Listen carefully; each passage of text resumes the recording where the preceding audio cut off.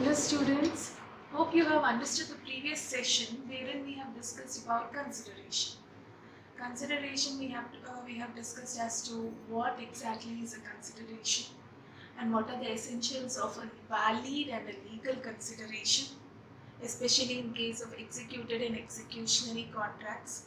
Then we have discussed about third party suing in a contract.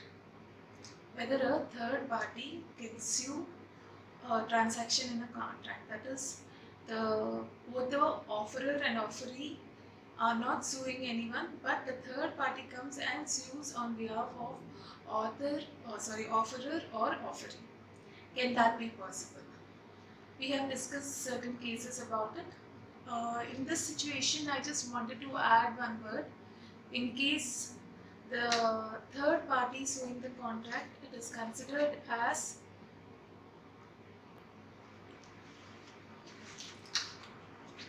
in case of a third party suing a contract, I mean to say suing on behalf of a contract. Suing means putting a case in a court of law with regard to a contract, sometimes either on behalf of offerer or offeree, is not allowed. That is called as doctrine of privity. Doctrine of privity, as per this is given in your study material 1.31. Please underline this particular line. The opposite rule, the stranger to a contract cannot sue, is known as doctrine of privity of contract. The other day we have discussed about certain exceptions to this case. This happens to be very important question, so I request you to go through it carefully. The other day in the previous session, I haven't mentioned this word called as doctrine of privity of contract. So I wanted to add that. Always remember, a third party to a contract cannot sue. However, there are certain exceptions. What are they? Especially in case of a trustee, by estoppel, agency, land by convenience. Convenience, as I told you, there are certain rules attached to it, and so on. So this is with regard to privity of contract. Now we'll discuss about a new topic, which is validity of an agreement without consideration. See, while talking about valid aspects, like when we were discussing about contract and essentials of a contract, I said lawful consideration is a must for a contract. Is there any situation wherein a consideration is not paid, but still the contract can be considered as lawful, or it can be enforceable in court of law? Yeah, there are certain cases. Today we'll be discussing them. So what are those cases? Agreement.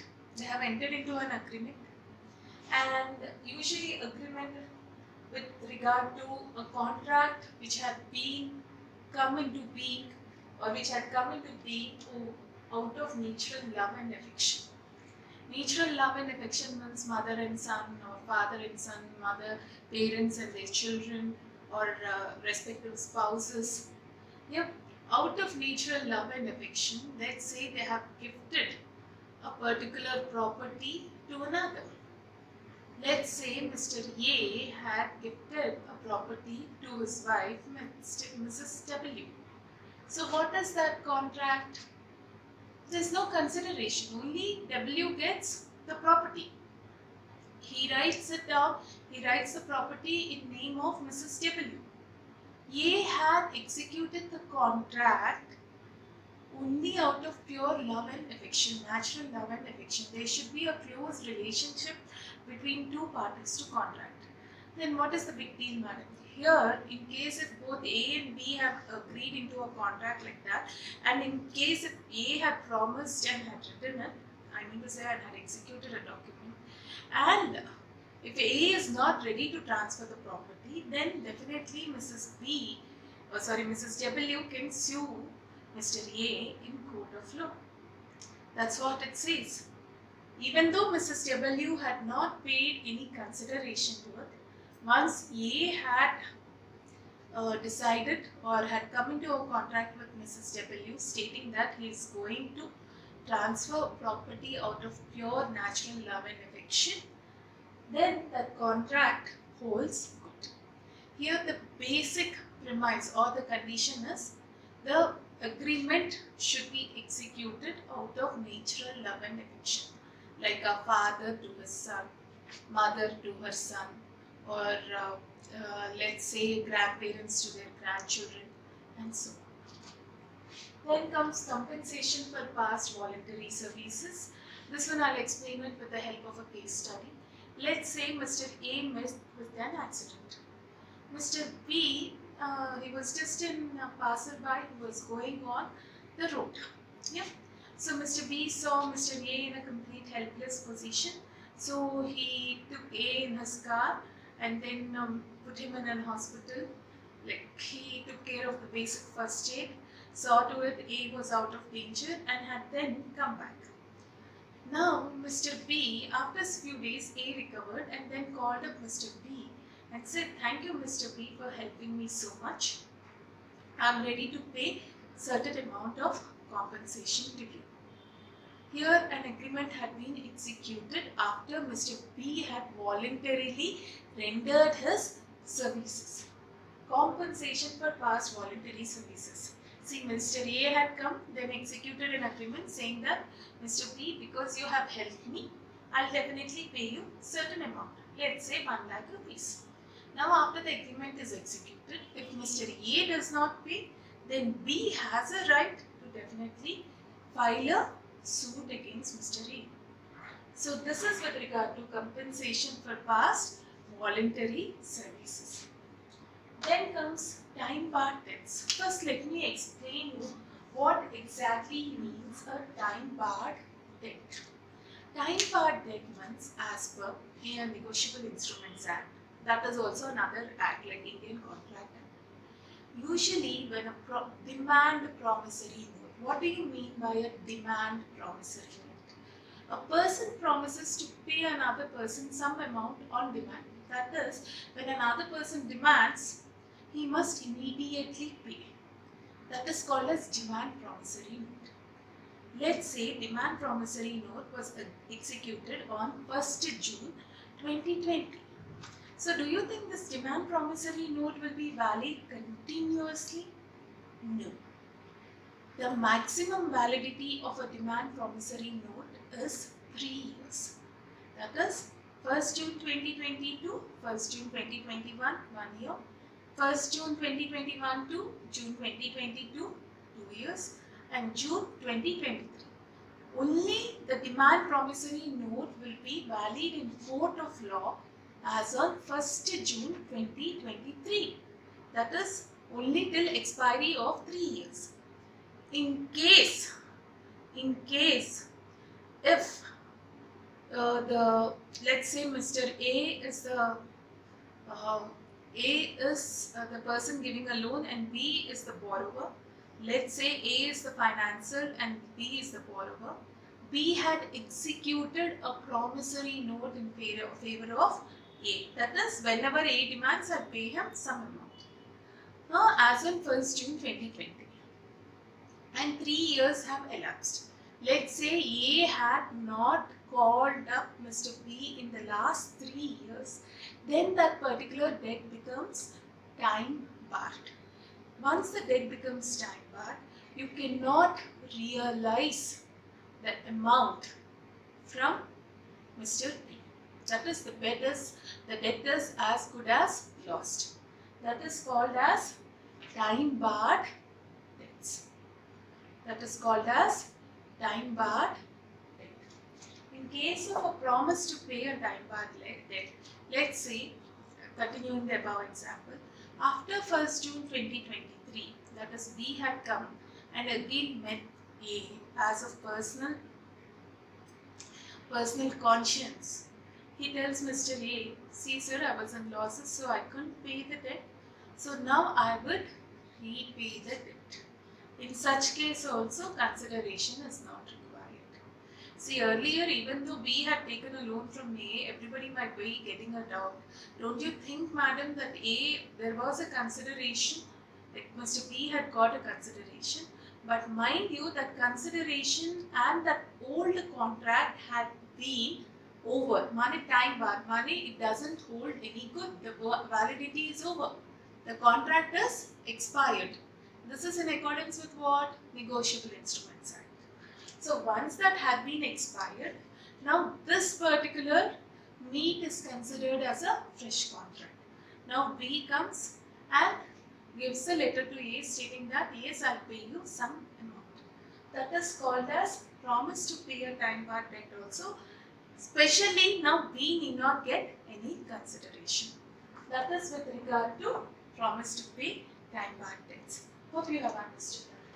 The next one is agencies. Agencies is, as I told you, it's quite bit similar to franchises. Agency is something wherein a person acts as an agent on behalf of another. Let's say we have agents for agencies for many other, like let's say L'Oreal is a brand. L'Oreal is an international cosmetic brand. Most of you might have heard about it. They manufacture shampoos and all.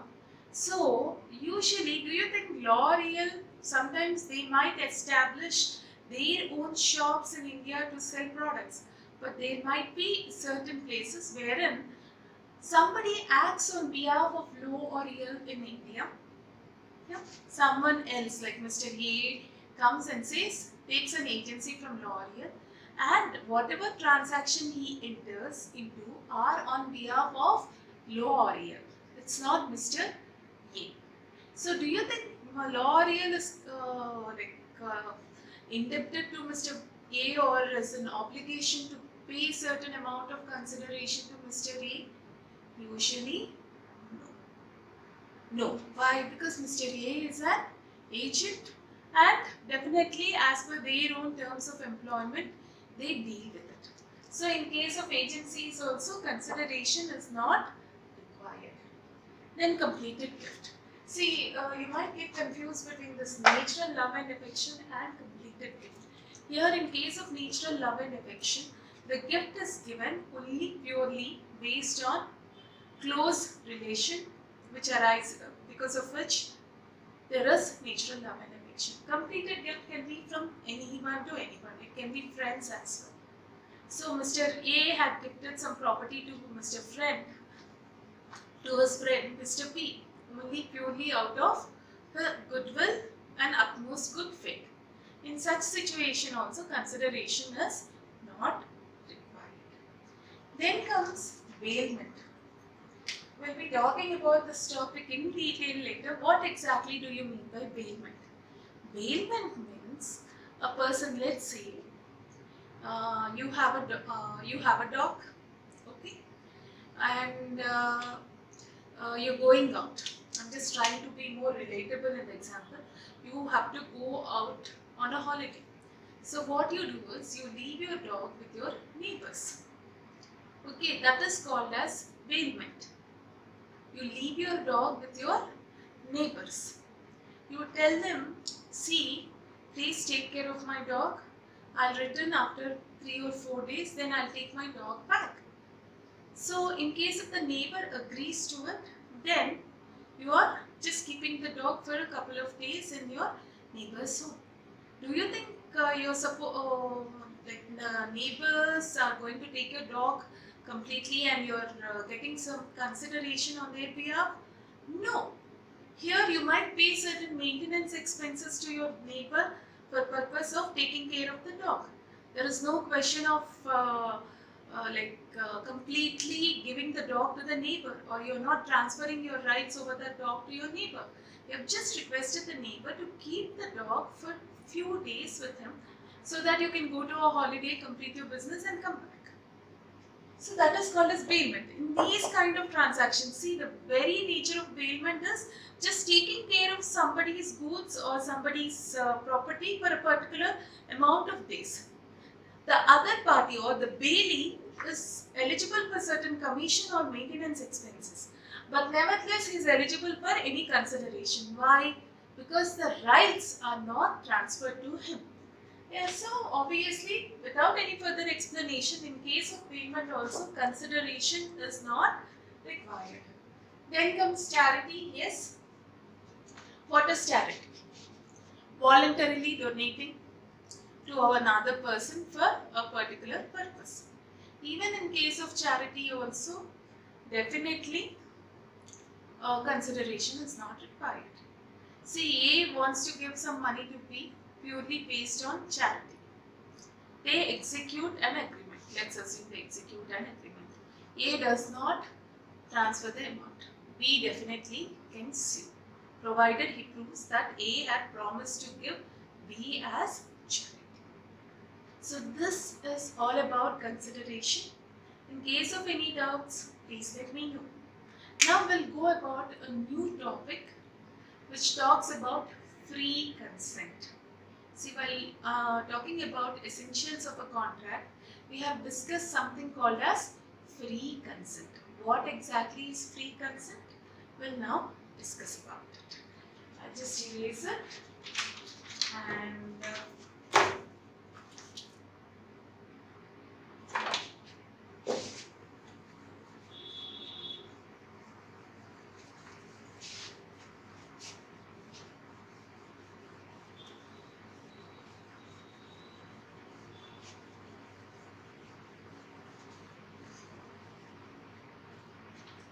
free consent.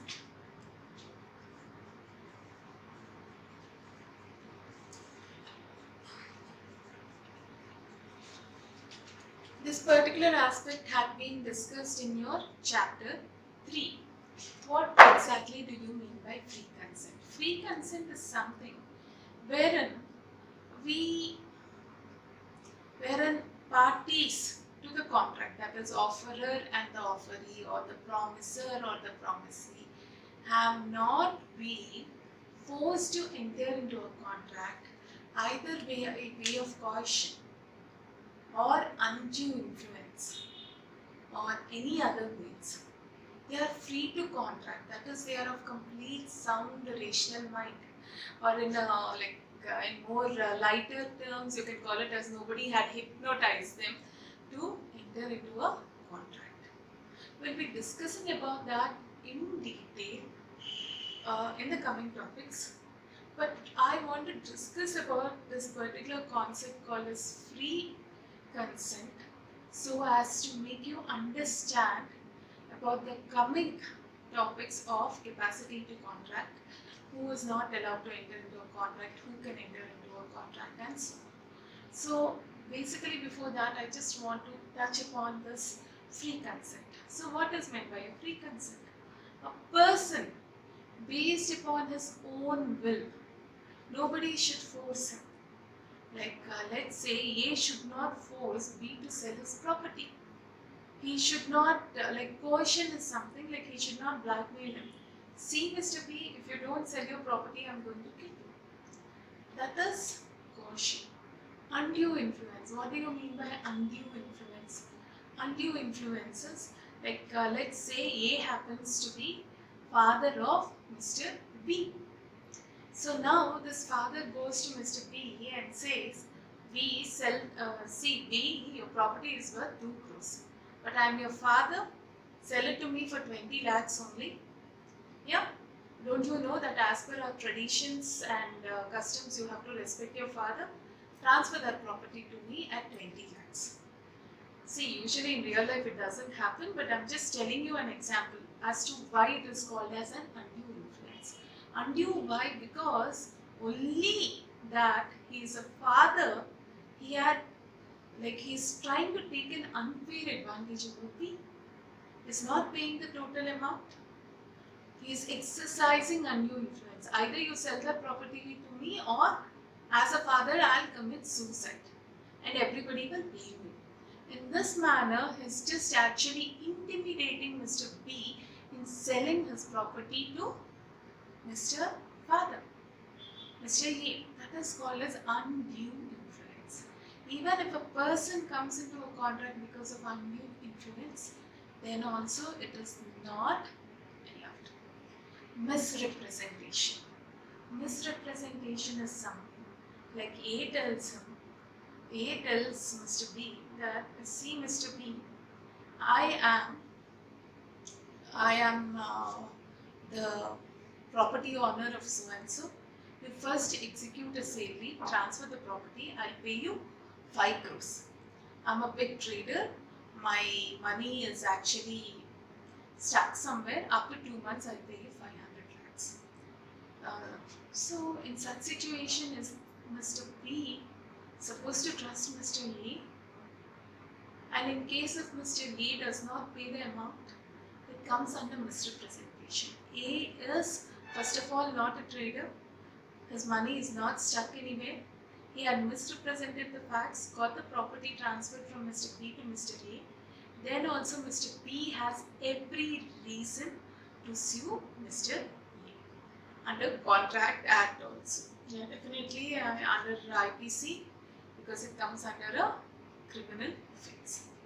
Misrepresentation. Then comes mistakes.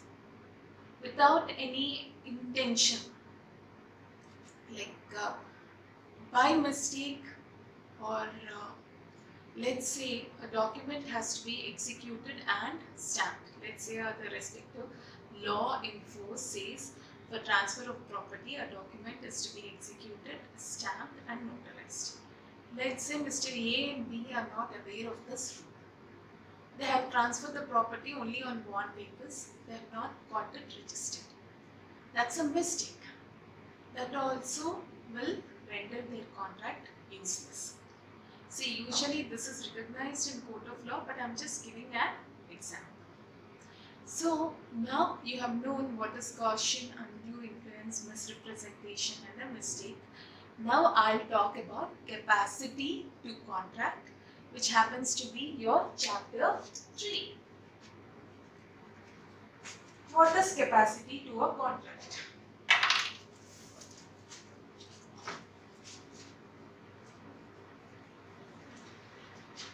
Capacity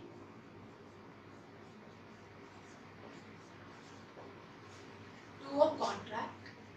This is given in section 11 of your Contract Act. So first I'll write the definition in the form of a flowchart. Then we'll go about further explanation. So if I write it from here, it will be easier for you to go through. So what is section 11? Every person is competent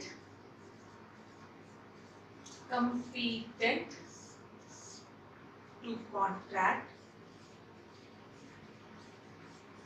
Okay, competent to contract. Who is? First one is age of majority.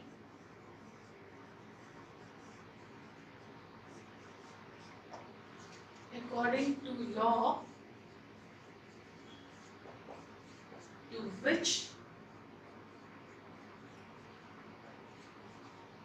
he is subject.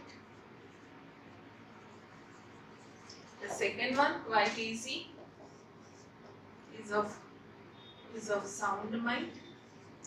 And third, last but not the is of sound mind, last but not the least, is not disqualified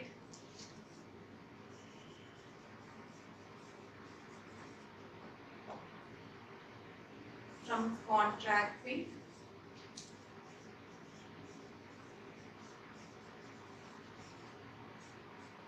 by any law to which he is a subject.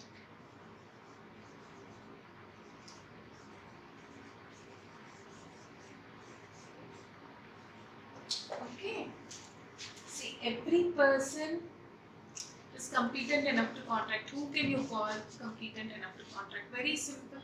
He should be a major, should not be of unsound mind, money should not be mad, and he should not be disqualified by any law. What do you mean by disqualified? Mane somebody had filed a suit against him in court of law and he had been declared guilty. Guilty means the court had declared him to have as having committed that offence. In those situations, usually court will disqualify him. Mane will not allow him to enter into certain contracts or become a member of certain institutes whatsoever. Like he is detained. Detained means he will be removed. He is not supposed to take up. Like for example, let's say a student had been caught cheating in an examination. What does the board do? They will detain him. Detain him means what? They'll not allow him to write the exam in that particular year. What is the law over here? The respective board. The guidelines given by the respective board. What is the crime or offence committed here? The student had copied. In such situation, what will happen? Definitely, the invigilator or the respective DEO will definitely detain him. Detain means what?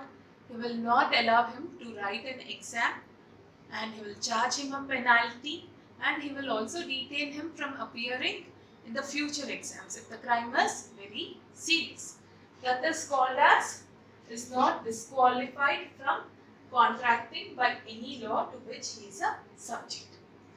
The first and foremost, even though it looks quite simple, has got various case studies and definitely it's very interesting. So a person who can contract, first and foremost, the requirement is that he should have attained the age of majority. In India, what is the age of majority? 18 years. As per Indian Majority Act, majority means not the population census. The person is considered as a major. I mean to say he is eligible to enter into a contract or he is eligible to take a particular decision only after he crosses 18 completed years.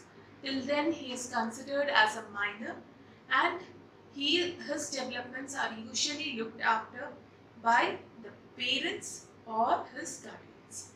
Okay, so this is with regard to major minors. Now let us examine certain case studies or certain principles which involves minors. What does the Indian Contract Act talk about minors? It says that any contract with the minor is void ab initio. What do you mean by these terms? Void ab initio. Any contract with the minor is void ab initio. Contract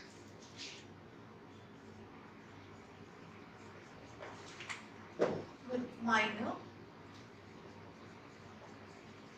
is void ab initio. What do you mean by void ab initio? Initio means initial phase or the very beginning. It is considered as void. Now, okay, fine. Let's say a minor had entered into a contract before majority. Like he is 16 years, he entered into a contract with, let's say, Mr. A. Now, can this minor ratify the contract after attaining majority 18 years? No, ratify means what? Can he say, okay, now that I have become a major, whatever old contract I have entered into, can that become, can that contract be executed after he becomes a major? No. After he becomes a major, he has to execute a new contract. Mane, they have to come into a new contract. They cannot make good the old contract. This is what the law says. Any contract entered with the minor is void. Mane, the law is not going to recognize that particular contract. We have a very interesting case study with regard to this contract, that is Mohiri Bibi versus Dharmodas Ghosh. First and foremost, Mohari Bibi versus Dharmodas Ghosh. See, Mr. Dharmodas, in this particular case, Mr. B, when he was a minor, he entered into a contract with Mrs. Mohari Bibi. Okay, with regard to a particular money, like he had borrowed certain amount of money of 20,000 when he was a minor with Mrs. Mohari Bibi and have promised to repay it to her. Okay, but see what the law says. The law says, as Mr. Dharmodas Ghosh is a minor, it's not going to recognize that particular contract. That is, this particular contract is not enforceable in court of law. Moreover, Mr. Dharmodas Ghosh, he did not repay the amount to Mrs. Mohari Bibi. Mrs. Mohari Bibi then went to court of law. The court stated, madam, you have entered into a contract with a minor. So definitely this contract is not recognized. So void money, we cannot entertain or we cannot take up this matter. Okay, fine. Now Mr. Dharmodas, he became 18 years. So now, after 18 years, Dharmodas said, I will not repay the debt. Do you think it's correct? Leave alone the morals and ethics. Usually the court said, yes, Dharmodas is correct. Why? Because whatever contract he had entered into with Mrs. M or Mohari Bibi was while he was a minor. When he was a minor, he entered into a contract. So now this contract is void, ab initio, right from the beginning he cannot ratify it, and moreover Mr. Dharmodas need not pay any amount to Mrs. Mohari Bibi. One of the favorites. So please go through this case study very carefully. The first point is that. The second point is ratification. A minor, see there are total 15 points with regard to minor. They can be asked as case studies and short answer formats. So please go through them. I'll be explaining each aspect like first 5, then the next 5 with regard to contracts with a minor. The first and foremost, please remember a contract with a minor is void ab initio. Right from the beginning it is void. Second point is contract with the minor cannot be ratified after he attains majority. Now let's come to the third point.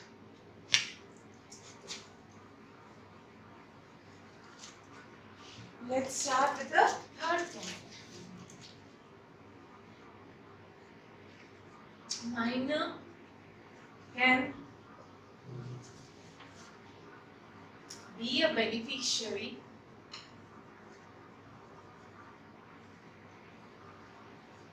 or can take benefit out of a contract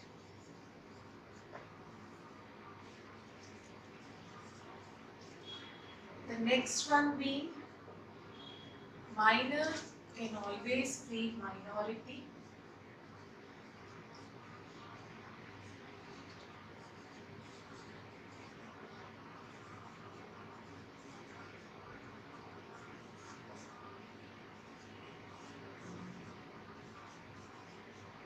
liability for necessaries. See, this is very interesting. Very interesting. Why did I write all these 3 points together? See, because they somehow overlap. As to why, I'll just explain.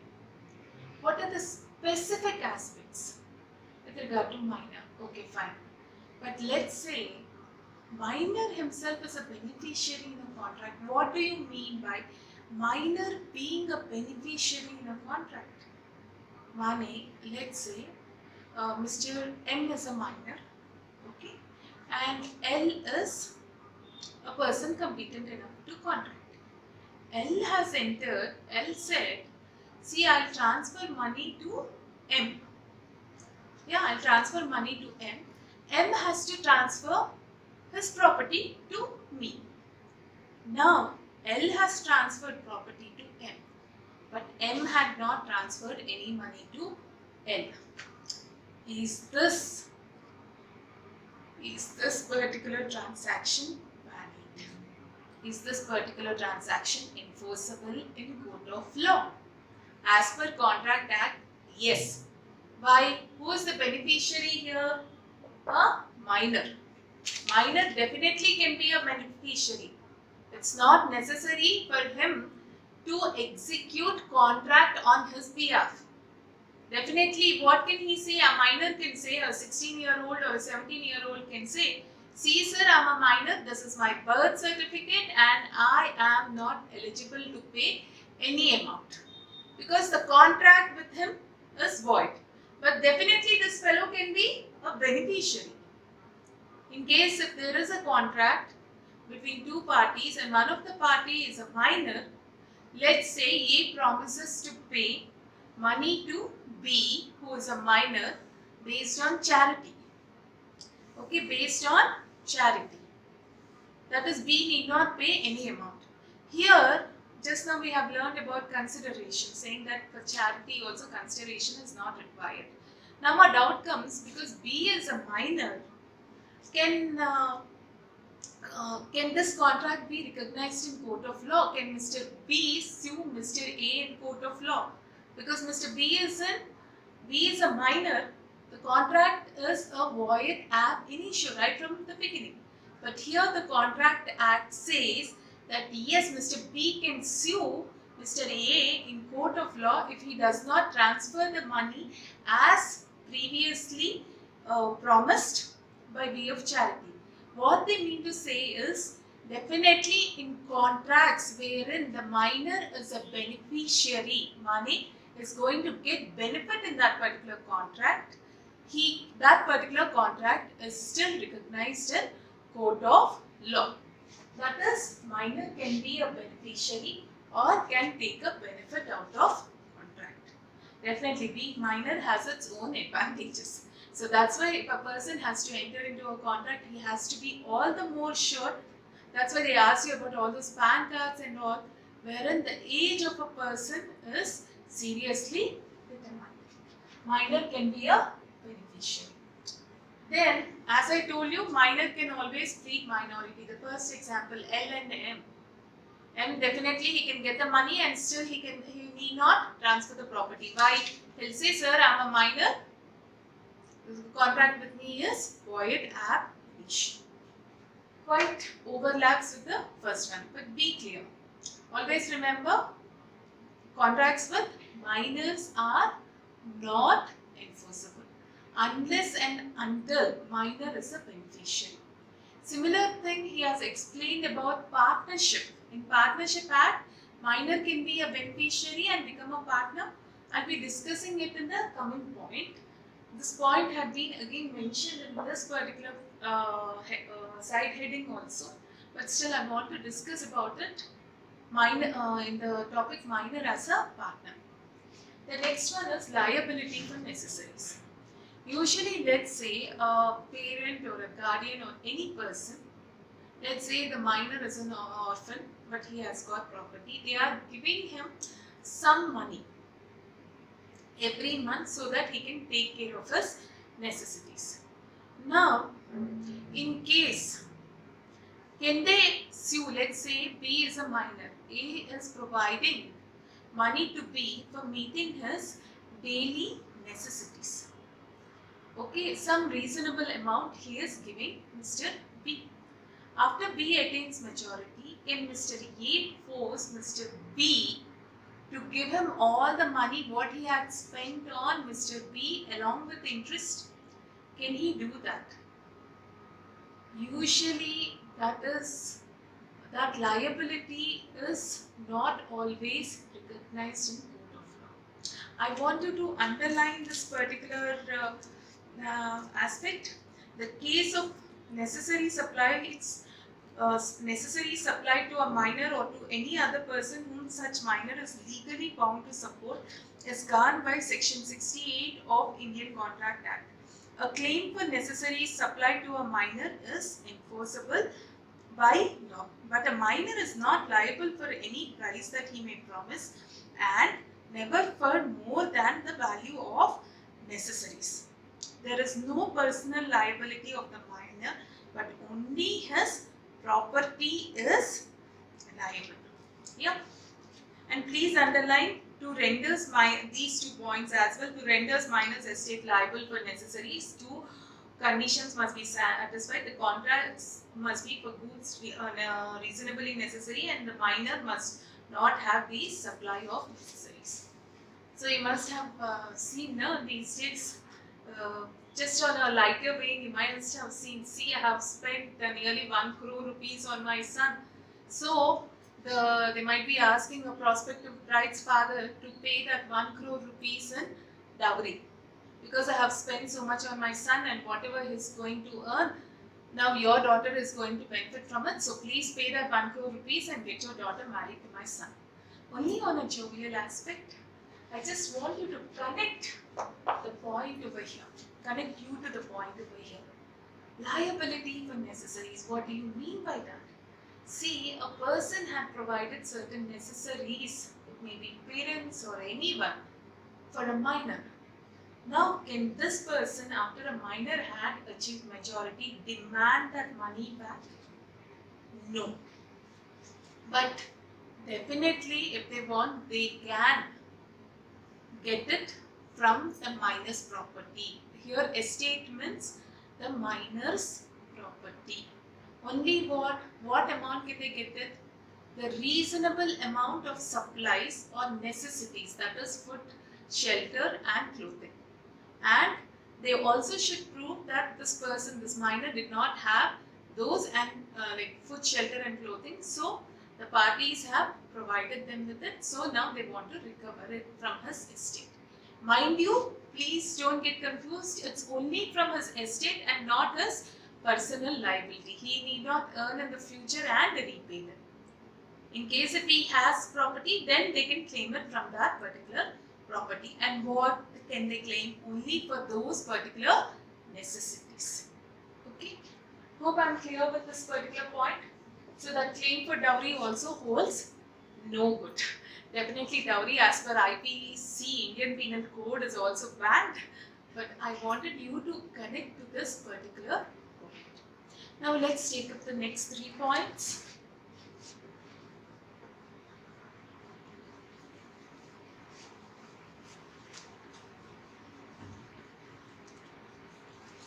Contract by a guardian on behalf of minor.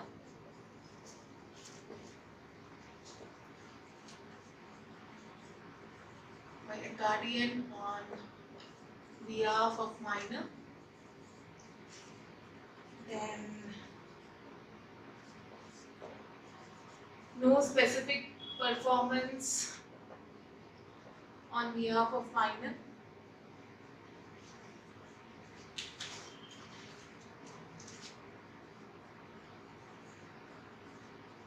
No insolvency.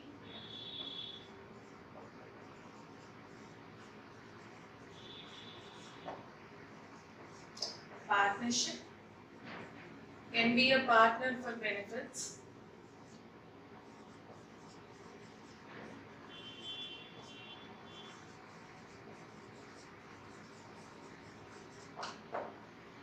Then minor can be an agent, I call it as agent, but not liable for his acts.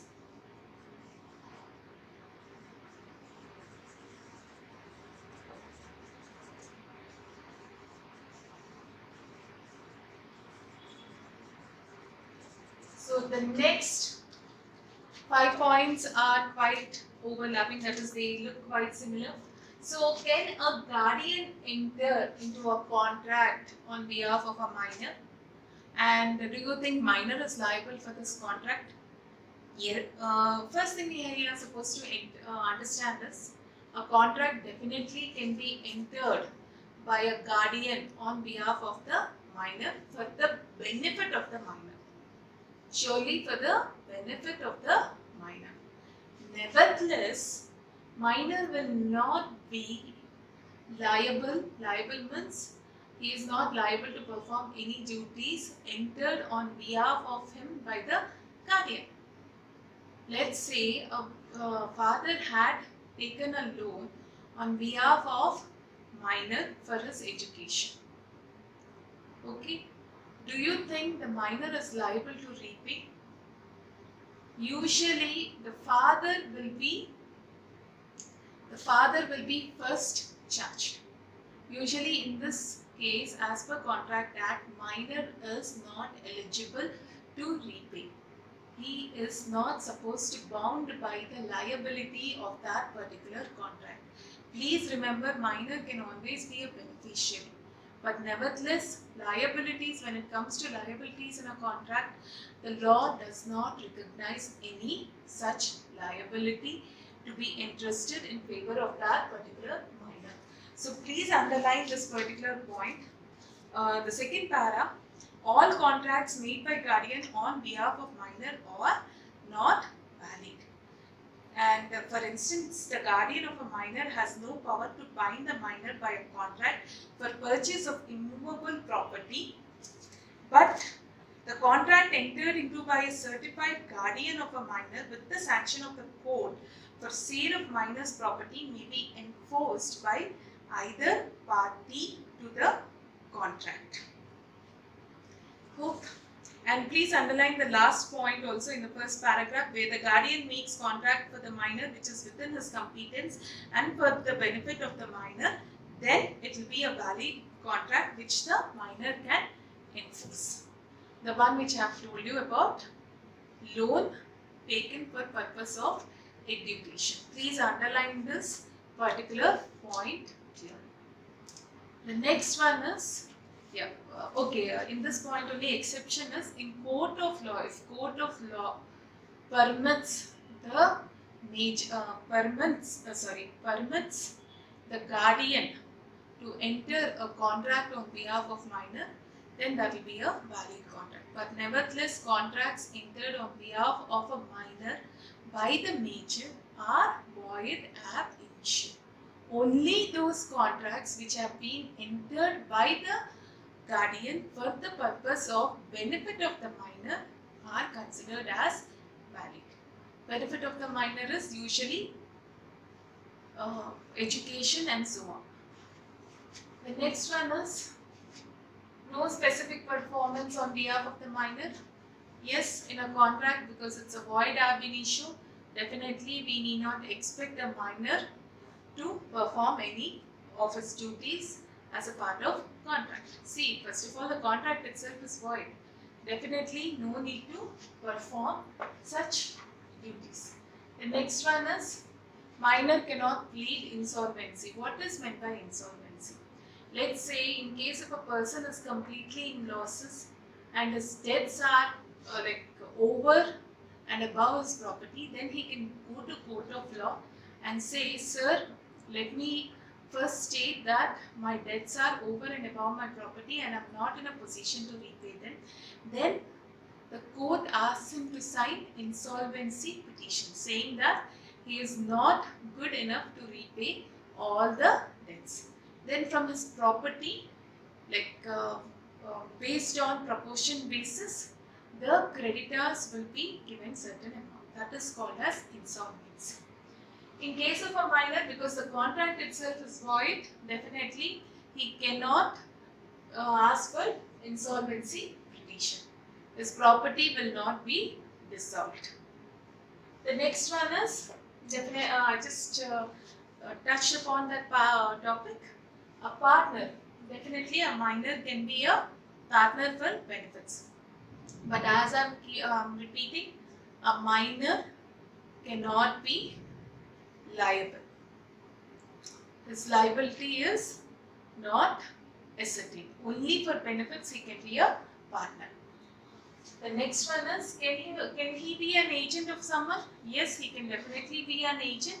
But nevertheless, whatever acts are done by him cannot be enforceable in court of law and he is not liable for his acts.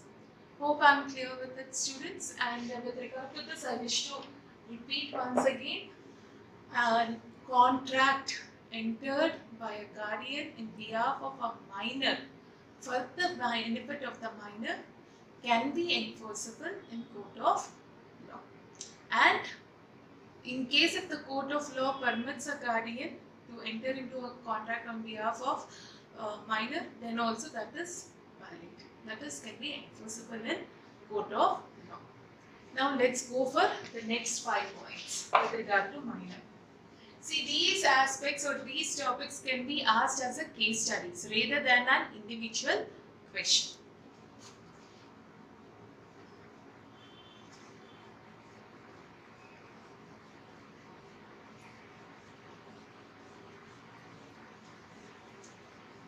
A minor cannot bind his parent or guardian.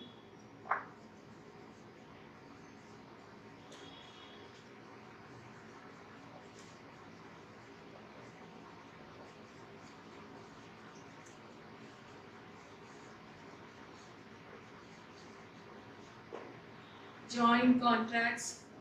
In case of a joint contract,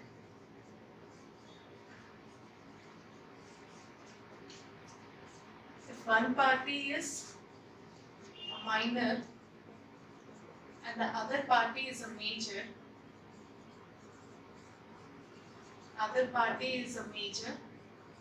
still the contract is void. That is not enforceable.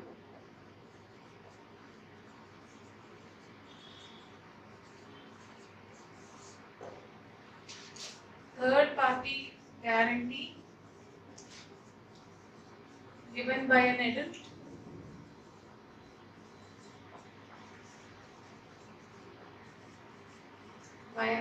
on behalf of minor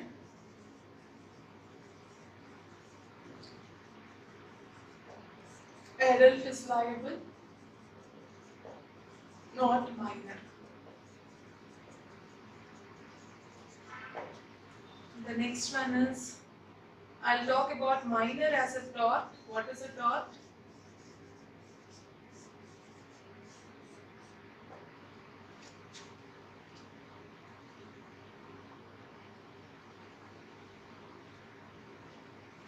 Tort is civil wrong or civil mistake.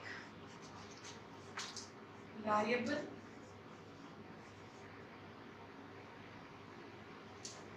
in tort unless the tort in reality is breach of a contract.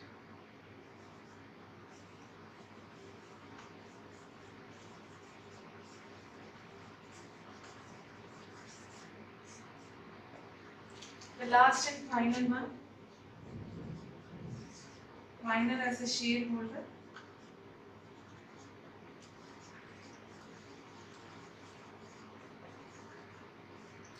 Okay, first and foremost, I wish to explain about this minor as a tort because this looks a bit overlap. I can call it as bit out of all the other points.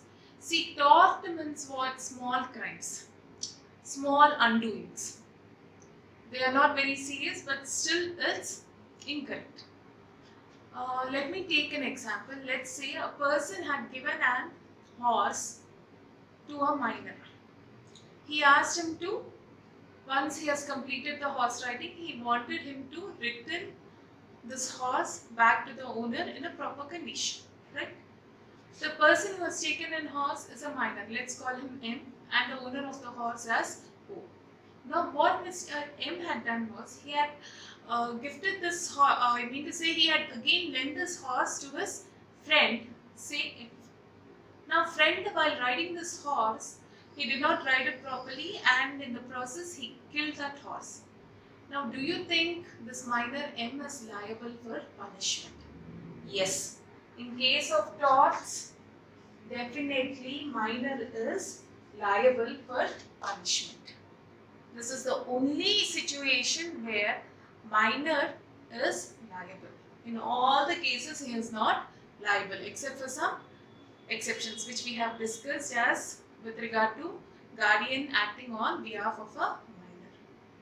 This particular contract in this particular aspect, yes, for small crimes performed by a minor, he is definitely held liable. Unless, here there is a small exception which says unless the tort in reality is a breach of a contract. Breach means cancellation of a contract. In case that particular crime had been or that particular wrongdoing had been committed to cancel a contract, then it is not recognized. Otherwise, definitely for small crimes, it is recognized and the minor is liable. Now, let me discuss about the other aspects. First and foremost thing, this is quite funny, minor cannot bind his parents or guardians. That is, a newborn child as per Contract Act cannot demand his parents for food, clothing and shelter.